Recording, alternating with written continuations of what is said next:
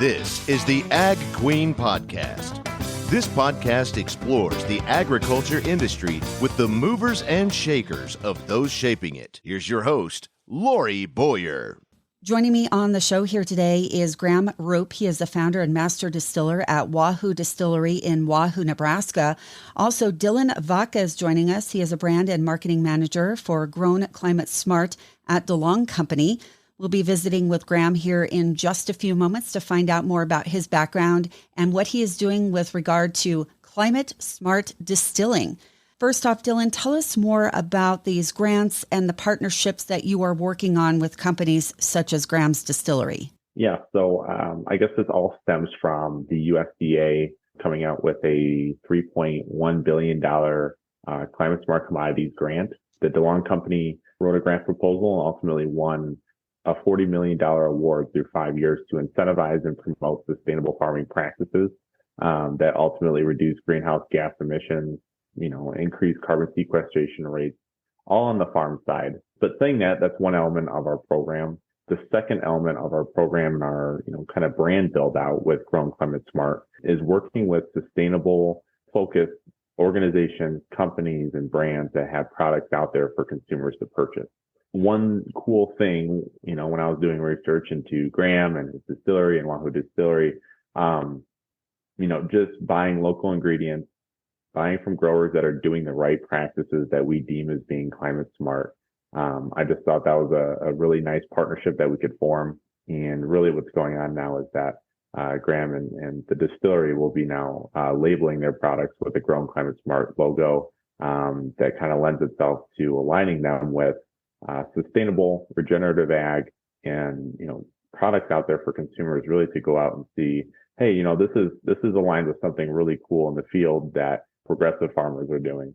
Thank you, Dylan. Now, Graham, tell us more about you and your background. I grew up in Eustis, Nebraska, which is one of those, 450 person, towns in Nebraska. I usually start by telling people I graduated fourth in my class, and then I tell them there was 13 in my class, which they become very disappointed at that point, but that's okay. So my dad has farmed his whole life, still does.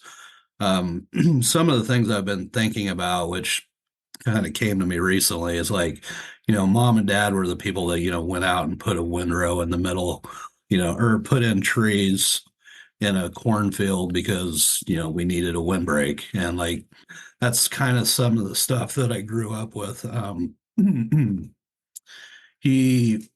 And again, it's funny how some of this is actually kind of trickled down to me by accident, I think, almost. But, he was one of the first to have like no-till drills, and he does a ton of custom planting with that. It's just, it's kind of weird how, your parents wear off on you, even if you didn't know it to begin with. So anyway, grew up in farm, went to the University of Nebraska, graduated with a mechanized systems management degree, which is a lot like ag engineering. And then I ended up at PayPal for 17 and a half years. Oh. Yeah. A little bit off, completely different industry than what I do now, but was there for 17 and a half years. Started working on this distillery about 5 years ago now. Found the building. Took 3.5 years to get everything put together as far as equipment wise and licensing and marketing and branding and all that stuff. But started selling back in December of 2022, and it's kind of where we are today. I'm sure there's a lot. What else do I need to, elaborate on? How did you even decide, Graham, I'm curious, how did this idea even come to you? How did you even get started in thinking about it? Sure. So it's been a while back. I think it's been 10 plus years, but my grandpa, of course, was also a farmer, and, Eustis is a bunch of German farmers. So they would make some whiskey and bourbon and whatever they could make with ingredients they had back in Eustis. Obviously, that wasn't legal, but they did it anyway because they needed alcohol to keep them moving through the field, so to speak. So we found that still not so hidden was also like the grape press and some other things that were probably used in the manufacturing of alcohol back in the day. But that was a lot of it. I never know how to exactly say this correctly, but I've always really been, I enjoy alcohol a lot. Like I don't get up every morning and start drinking, but beer, wine, spirits have always been very interesting to me. There's a lot of breweries in Nebraska, just like there are everywhere else, and I didn't really want to compete in that market. I thought that spirits would be a much more interesting place for me to enter into. There's like 13 distilleries in the state of Nebraska versus I don't know how many breweries. I think there's like 80 or something like that. But that's a lot of the reason we got started in this. I also like really hard challenges, and this has definitely been one of those. But it's been fun, learn something new every day. How long have you been in actual operation then making whiskey? Yeah, so about a year and a half now. So we sold our first bottle December 22nd of 22, and it's been going okay. I mean, again, we've been learning a lot along the way. We hired I hired our second employee back in November. So now we're a big company of two people, which is fun. Graham, as I'm looking through your website, it looks like you have two different kinds of whiskey. Do you distill or make any other spirits? That's all we have today. We are always working on new stuff. I hesitate to say what that may be because then people get this idea that it's coming out in like a month or something, which is definitely not the case. But yeah, there's the cinnamon whiskey and our original whiskey. There's like 4 or 5 things I'm currently working on, but the R&D always takes way longer than I think it should, and it's always way more. I'm going to assume, but Graham, you correct me if I'm wrong, you procure all your grains from local farmers? Yeah, so the corn comes from Colon, Nebraska, which is like 5 miles up the road. So I purchased from one dad and son. They do some regular farming up there. Been really happy with the product. It's really consistent, which is what I'm looking for. They're not technically part of the Grow Climate Smart program yet, but I did reach out to them, and they do the majority of the stuff that Grow Climate Smart, promotes, right? Like windbreaks, no-till or reduced till, nutrient management program. They don't do the cover crop piece, but I don't think there's not a lot of people around Wahoo that do. Like out west where my dad lives and farms, like I was out there 2 months or 2 weeks ago, and they were planting, rye as a cover crop on all sorts of acres.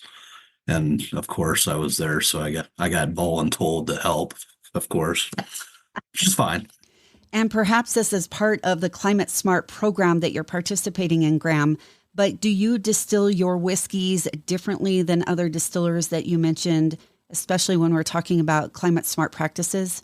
Yeah, so we took a more, we'll call it technology approach to a lot of what we do.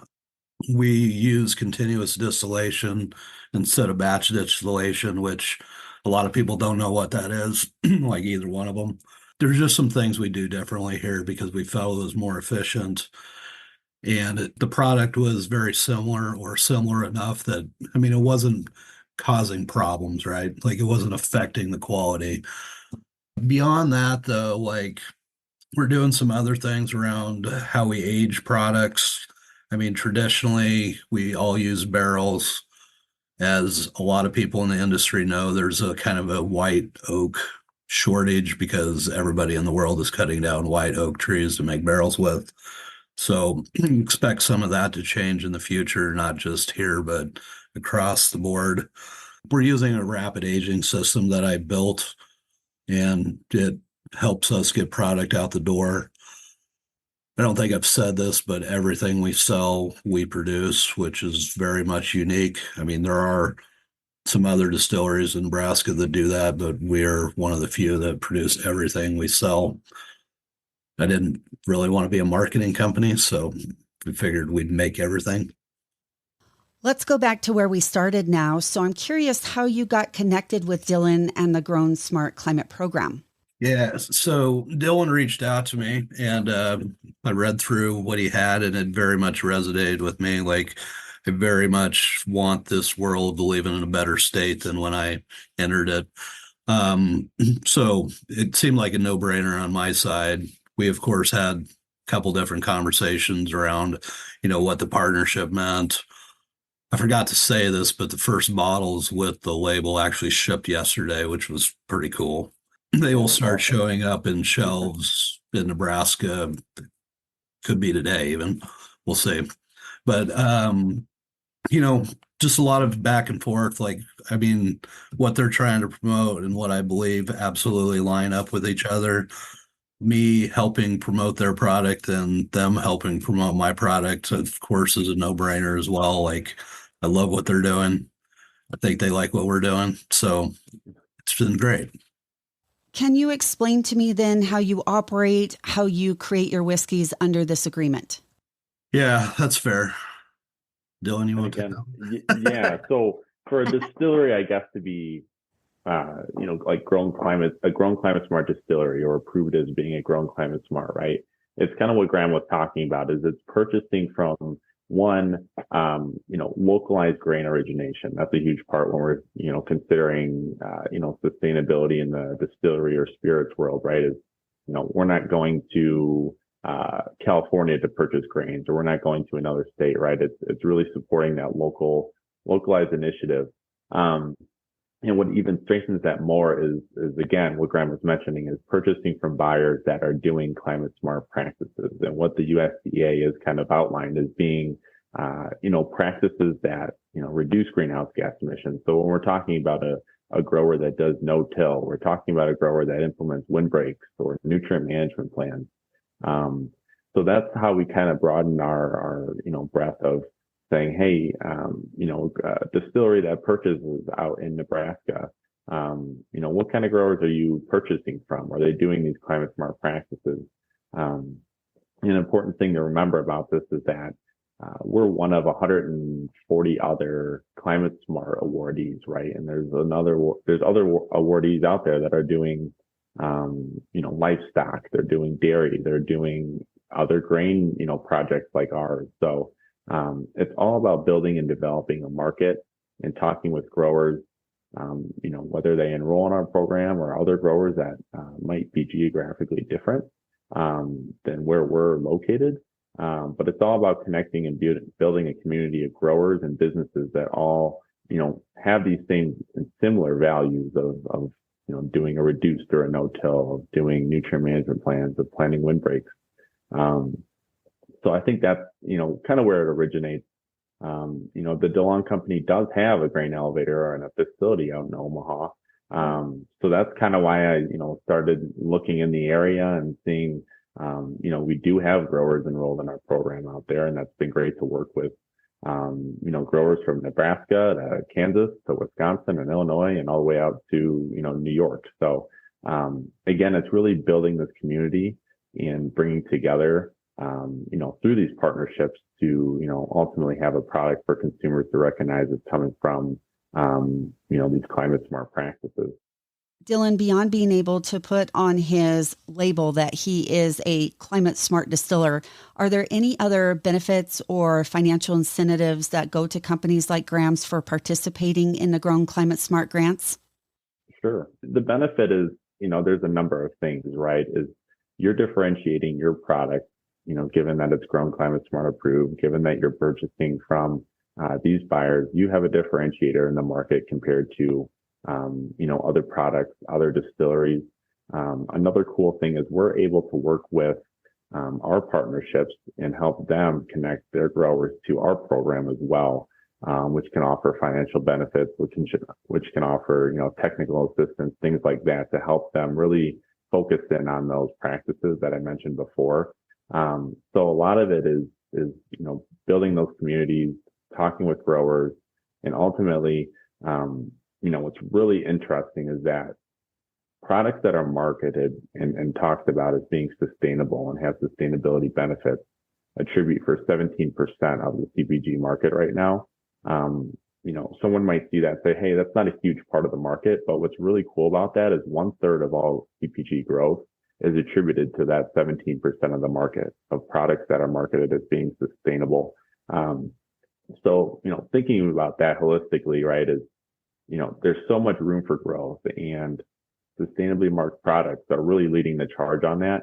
So when we're talking about, what value does it add for a distiller, aligning themselves with something like this, and a lot of times they're already purchasing from growers that are doing these practices, it just really helps them ramp up for profitability.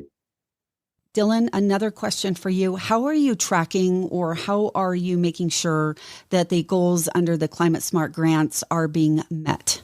Yeah. So, given this is a USDA program, there's multiple checks and balances built in through the way, whether it's through the grower side, whether it's working with Graham, whether it's in the distillery side, or whether it's, at the end of the day, reporting this to, the USDA. Ultimately, all this data and, all the data aggregation that comes from it is getting reported to the USDA. How we do that is we talk to distilleries and we say, okay, how many pounds are you using of corn, of wheat, of barley, of commodities like that, right? We have that, and we factor that into our mass balance sheet approach program, which Grown Climate Smart has kind of ran on. And, ultimately through the growers, on the grower side, we know how many bushels are brought in. We know how many acres we're incentivizing due to all of the paperwork and enrollment process that they go to or go through. And, there is a whole process that they do proofs of practice. They send us pictures of those cover crops. They send us pictures of those strip till or a vertical till machinery. So yeah, there's multiple, checks and balances built in that it is important to do genuine and be authentic in our program and the products and companies we align with. And how long is the agreement for? Kind of on a 2-year basis. But that's something that, that's not to say that, after 2 years, we're, not going to be a partnership anymore. It's important for us to continue scaling this on the grower side, on the, business and product side as well. So that just allows us time to, really build this up and ramp it up. And hopefully throughout time, we can just continue to strengthen that partnership and, go from there. Graham, what else do we need to know about what you're doing with Wahoo Distillery with regard to the Grown Climate Smart grants? Dylan, what do you got? I mean, I've got lots of things I can talk about, but I'll take some notes.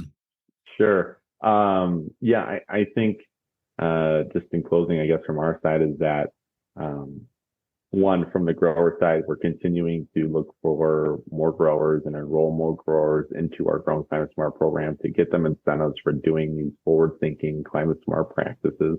And on the distillery side and kind of consumer space, just as Graham mentioned earlier, right, is when you go and see, these brands and these companies that are aligned with this, on the shelves in these big box stores and different retailers, do some research into their history and what they're about. And I think it really, that story and why it all started, right, is really what resonates with consumers, and knowing you're purchasing something that originated from sustainable measures and different, things operationally too is really interesting. So look out for that in stores. And we look forward to continuing to build this out.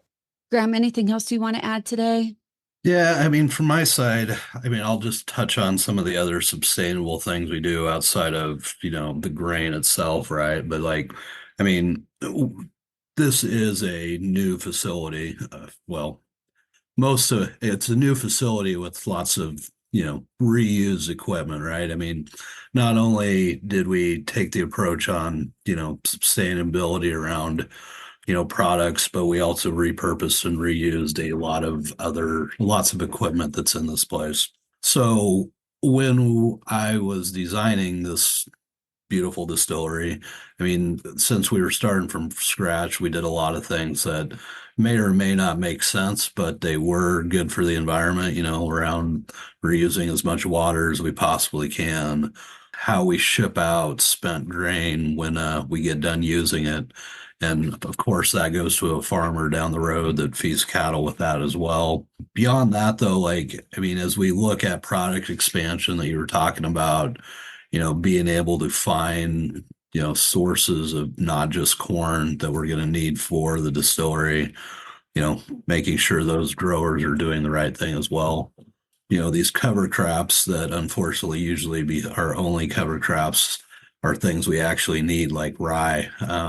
Sometimes we kill cover crops and they're not cash crops, but a lot of that stuff we do need around here. So anyway, lots of different things, lots of stuff going on, but it's been great. I mean, working with Dylan and company has just been excellent. Thank you both for this interview today. It's been really interesting and actually a lot of fun. Anytime I can talk about whiskey, it's always fun. Graham Roop, founder and master distiller with Wahoo Distillery in Wahoo, Nebraska, and Dylan Vaca. He is the brand and marketing manager for Grown Climate Smart at DeLong Company. Thanks for tuning in to this edition of the Ag Queen Podcast with your host, Lorrie Boyer.